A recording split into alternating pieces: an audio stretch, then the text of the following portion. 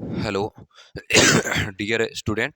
मैं Subhash Saran, biology lecturer Junoon biology classes में आप सभी का स्वागत करता हूं।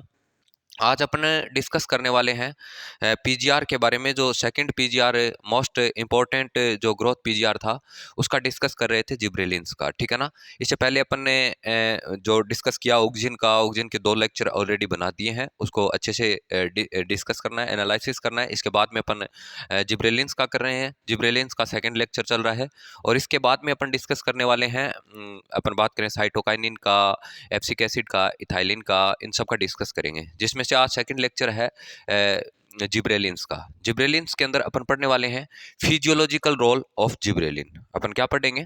Physiological role of gibberellin. ठीक है ना। तो ऐसे लिख देते हैं, फिजियोलॉजिकल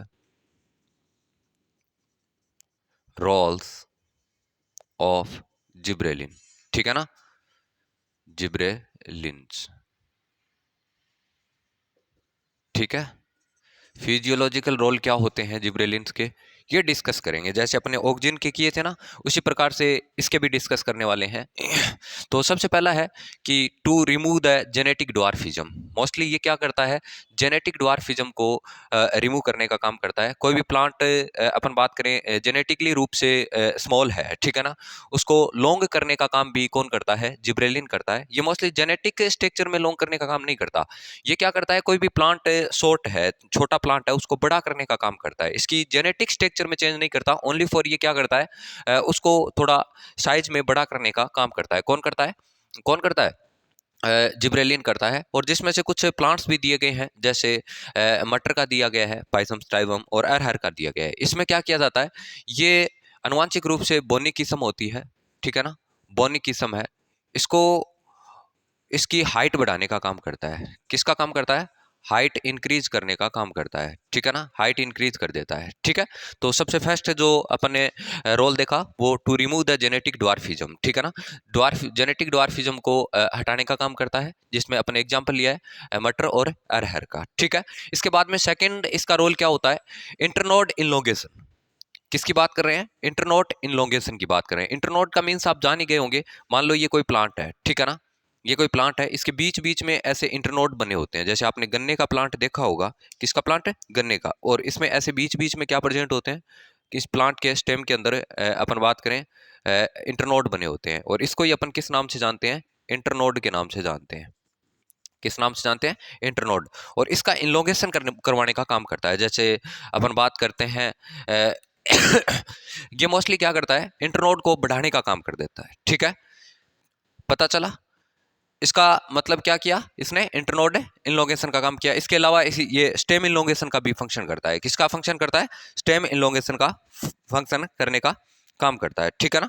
इसके अलावा ये बोल्टिंग इफेक्ट भी दर्शाता है। आगे अपन ने लिखा भी है कि बोल्टिंग इफेक्ट। बोल्टिंग इफेक्ट की बात करें तो ये मोस्टली बोल्टिंग इफेक्ट होता है वो रोस्टी प्लांट में करवाता है। ठीक है ना। जैसे अपन पत्ता गोभी की बात करते हैं। किसकी बात करते हैं? रोस्टी प्लांट को पत्ता गोभी के नाम से जाना जाता है, रोस्टी प्लांट। ठीक है ना। इसके रोस्टी प्लांट में भी इंटरनोड इंक्रीज करने का काम करता है, क्योंकि रोस्टी प्लांट होता है उसका इंटरनोड बहुत ही स्मॉल होता है, छोटा होता है। ठीक है ना, उसको बढ़ाने का काम कर देता है। अगर अपन बात करें रोस्टी प्लांट की, तो उसमें जब फ्लोरिंग होती है उससे थोड़ा सा पहले भी अपन बात करें जिब्रेलिन का थोड़ा सा छिड़काव कर देते हैं तो उसमें फ्लोरिंग अधिक देखने को मिलेगी। तो ये बोल्टिंग इफेक्ट करवाने का भी काम करता है। नेक्स्ट है पार्थेनोकार्पी। अपन पढ़ के भी आए हैं पार्थेनोकार्पी। ठीक है ना, बिना फर्टिलाइजेशन के।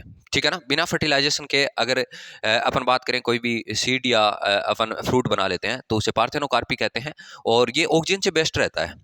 अपन ने एक दिन बात भी की थी कि ऑक्सिजन का भी यूज पार्थेनोकार्पी में करते हैं, लेकिन ऑक्सिजन से बेस्ट कौन रहता है? जिब्रेलिन रहता है। ठीक है ना, तो ये पार्थेनोकार्पी में भी फंक्शन करता है, मोस्ट इंपॉर्टेंट रोल दिखाता है। नेक्स्ट है 5 नंबर पे अपन ने डिस्कस किया मेलनेस। मेलनेस का मतलब होता है, अपन ने एक ऑक्सिजन के लिए फीमेलनेस का डिस्कस किया था। कोई भी प्लांट है उसके ऊपर फीमेल फ्लोरिंग ज्यादा हो जाती है, लेकिन ये ऑक्सिजन से जस्ट अपोजिट होता है मेलनेस का। मेलनेस का मीन्स ये होता है कि कोई भी फीमेल फ्लोरिंग प्लांट है, कैसा प्लांट है? फीमेल फीमेल फ्लोरिंग प्लांट है। ठीक है, फीमेल फ्लोरिंग प्लांट पर मोस्टली मेल फ्लोरिंग करवा देता है। कैसा करवा देता है? मेल फ्लोरिंग करवा देता है। ठीक है ना। मेल फ्लोरिंग करवा देता है। फीमेल फ्लोरिंग प्लांट पे मेल फ्लोरिंग को बढ़ा देना क्या कहलाता है? मेलनेस कहलाता है, ठीक है ना। तो ये फीमेल फ्लोरिंग प्लांट पे, कोई भी प्लांट पे फीमेल फ्लोर ज़्यादा है उस पर भी मेल फ्लोर का इंक्रीज कर देता है, तो ये मेलनेस का भी रोल निभाने का काम करता है, ठीक है ना। नेक्स्ट है substitution of the cold treatment. Substitution of the cold treatment मतलब आप ऐसे देख सकते हैं कि शीत उपचार में भी इसका यूज होता है। कोई भी प्लांट है, वो मान लो कोई भी प्लांट होता है, वो 10 डिग्री सेंटीग्रेड टेम्परेचर पर फ्लोरिंग करता है। कैसा करता है? 10 डिग्री सेंटीग्रेड टेम्परेचर पर फ्लोरिंग करता है। कोई भी प्लांट होगा वो 10 डिग्री सेंटीग्रेड जिसको फ्लोरिंग के लिए टेम्परेचर चाहिए होता है। अगर ऐसे प्लांट के अंदर अपन किसको डाल दें? जिब्रेलिन को डाल दें। किसको डाल दें? जिब्रेलिन को अगर डाल देते हैं तो वो 10 डिग्री सेंटीग्रेड टेम्परेचर कम से 10 डिग्री सेंटीग्रेड जो टेम्परेचर है उससे कम टेम्परेचर भी वो क्या करने लग जाता है? फ्लोरिंग करने लग जाता है, ठीक है ना। फ्लोरिंग करने लग जाता है। तो अपन ऐसे बोल सकते हैं कि हाई टेम्परेचर पर जो प्लांट फ्लोरिंग करते हैं उसको जिब्रेलिन की सहायता से अपन क्या कर सकते हैं? लो टेम्परेचर भी पर भी उस प्लांट की फ्लोरिंग करवा सकते हैं, ठीक है ना। तो ये था 6 नंबर पॉइंट। नेक्स्ट है 7 नंबर पर ब्रेक डोरमेंसी, ठीक है ना। ब्रेकिंग डोरमेंसी की भी बात कर लेते हैं। ऑक्जिन था वो डोरमेंसी को मेंटेन करके रख रहा था, ये बात अपन ने की थी। ऑक्जिन क्या कर रहा था? डोरमेंसी को मेंटेन कर रहा था, लेकिन ये क्या करता है? डोरमेंसी को ब्रेक करने का काम करता है। जैसे सीड के अंदर मोस्टली सीड की डोरमेंसी ब्रेक करने का काम करता है, बर्ड्स की डोरमेंसी ब्रेक करने का काम करता है, तो ब्रेकिंग डोरमेंसी। इसके अलावा induce flowering plant induce flowering of the long day plant. मतलब अपन बात करते हैं कि कई ऐसे प्लांट होते हैं जो अपन ज़्यादा टाइम तक या ज़्यादा उसको अगर सनलाइट मिलेगी तभी वो फ्लोरिंग कर पाएंगे, ठीक है ना। कोई भी प्लांट है उसको ज़्यादा सनलाइट की ज़रूरत होती है, वहाँ पर फ्लोरिंग करते हैं। तो अगर कोई लॉन्ग डे प्लांट है, या इसे एलडीपी के नाम से भी जानते हैं, लॉन्ग डे प्लांट के अंदर अपन जिब्रेलिन का छिड़काव कर देंगे तो वो शॉर्ट डे प्लांट की तरह फंक्शन करेगा। कैसे? शॉर्ट डे प्लांट की तरह। मतलब वो कम समय में भी या कम टेम्परेचर पे भी, कम सनलाइट पर भी वो फ्लोरिंग करने का काम कर सकता है अगर अपन उसमें ऑक्सीजन डाल देते हैं, ठीक है ना।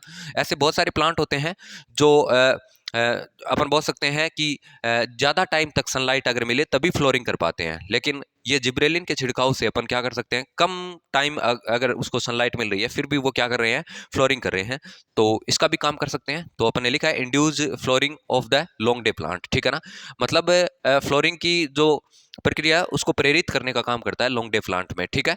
नेक्स्ट है इंडक्शन इन, अपन बात करते हैं induction in germination of the seed. Induction in germination of the seed मतलब सीड जर्मिनेशन का काम भी करता है। क्या करता है? सीड जर्मिनेशन का, ठीक है।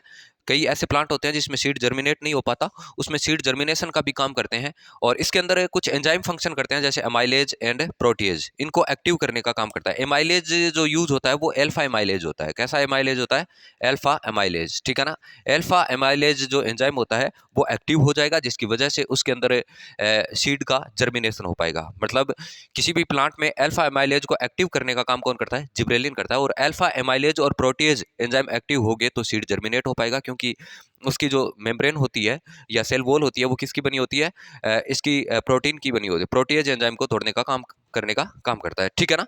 तो ये देखने की कोशिश की। नेक्स्ट है फ्रूट साइज इंक्रीज। मतलब कोई भी फ्रूट जो है ना उसकी साइज को इंक्रीज करता है। अगर उसके अंदर अपन साइटोकाइनिन और जिब्रेलिन साथ में मिला दें तो फ्रूट की साइज इंक्रीज हो जाएगी, ठीक है ना। नेक्स्ट है फर्मेंशन को भी ये इंक्रीज करने का काम करता है। कोई भी सेल होती है, या अपन बात करते हैं फर्मेंशन की जो अपन बात करते हैं मेथड होता है वो ईस्ट करता है। कौन करता है? ईस्ट, ठीक है ना। फंगस करता है, फंगस करता है। और इस ईस्ट के अंदर अगर अपन जिब्रेलिन को डाल दें, क्या डाल दें? जिब्रेलिन को डाल दें, तो अगर किसी ईस्ट के अंदर जिब्रेलिन को डालेंगे तो उस ईस्ट की क्या हो जाएगी? ग्रोथ हो जाएगी। और ग्रोथ होगी तो फर्मेंशन की एक्टिविटी ज़्यादा देखने को मिलेगी। ये तो कुछ इसके फिजियोलॉजिकल रोल थे, किसके थे? जिब्रेलिन्स के। जिसमें फर्स्ट अपने कौन सा? To remove the genetic dwarfism, genetic dwarfism को रिमूव करने का काम करता है। दूसरा इंटरनोड इनलोंगेशन कर सकता है या स्टेम इनलोंगेशन करते हैं। जैसे स्टेम इनलोंगेशन अपन गन्ने में देखते हैं, शुगर केन होता है ना उसके अंदर देखा जाता है। नेक्स्ट है बोल्टिंग इफेक्ट का काम करने का काम भी करते हैं। पार्थेनोकार्पी, मेलनेस और substitution of the cold treatment है। जो कम टेम्परेचर पे कोई, या अपन बात कर सकते हैं कोई हाई टेम्परेचर पे कोई प्लांट फ्लोरिंग कर रहा है, उसको कम टेम्परेचर पे भी अपन क्या करवा सकते हैं? फ्लोरिंग करवा सकते हैं। इसके अलावा नेक्स्ट डिस्कस किया है ब्रेकिंग डोरमेंसी, डोरमेंसी को तोड़ने का भी काम करते हैं ये, ठीक है। Induce flowering of the long day plant, मतलब अपन बात करें कि लॉन्ग डे प्लांट में भी फ्लोरिंग करवाने का काम करते हैं।